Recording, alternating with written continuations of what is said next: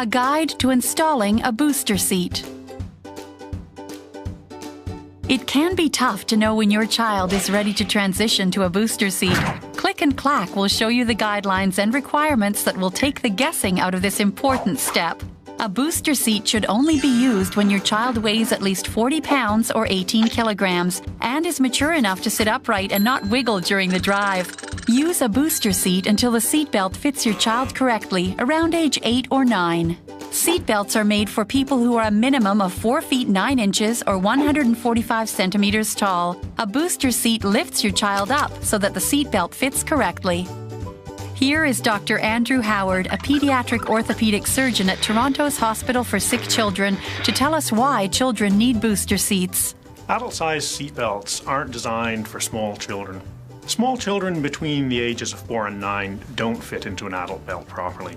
In the event of a crash, the child is going to move too much and the belt is going to load the wrong parts of the child's frame. What that can lead to is injuries to the head, the neck, the abdominal organs, the spine, the spinal cord. All of these injuries are preventable. They're preventable by using a booster seat. What a booster seat does is it picks the child up and forwards. And that means that the seatbelt loads the strong bone of the pelvis, which can absorb a lot of energy in a crash. It means that the seatbelt's correctly positioned on the chest, which can also absorb a lot of energy in a crash. The result of using a booster seat is preventing these serious injuries and having an uninjured child after a crash. That's what booster seats are for. If your vehicle doesn't have adjustable head restraints or high seat backs, use a high back booster seat to protect your child's head and neck.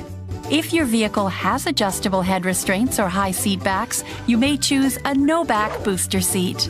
Never put a booster seat in the front seat of your vehicle. The back seat is the safest place for children until they are at least 12 years old. Booster seats use your vehicle's seat belt instead of an internal harness system to hold your child and the booster seat in place in a sudden stop or crash. You must use the lap and shoulder belt with your booster seat. If you're using a booster seat that was once a forward-facing seat with an internal harness and a tether strap attached to it, check your instruction manual to learn how to remove the internal harness and find out where to store the tether strap. You'll no longer need these at this stage unless allowed by the manufacturer. If the strap isn't stored safely, it could hurt your child in a sudden stop or crash. To install your booster seat, simply place it in the back seat and buckle your child in using the vehicle's lap and shoulder belt.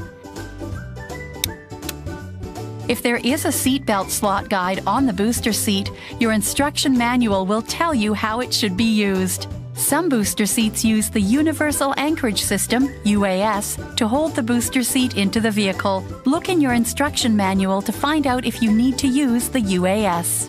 When your child isn't riding in the vehicle, buckle the seat to the vehicle like this. If there's a sudden stop or crash, the seat won't hit anyone.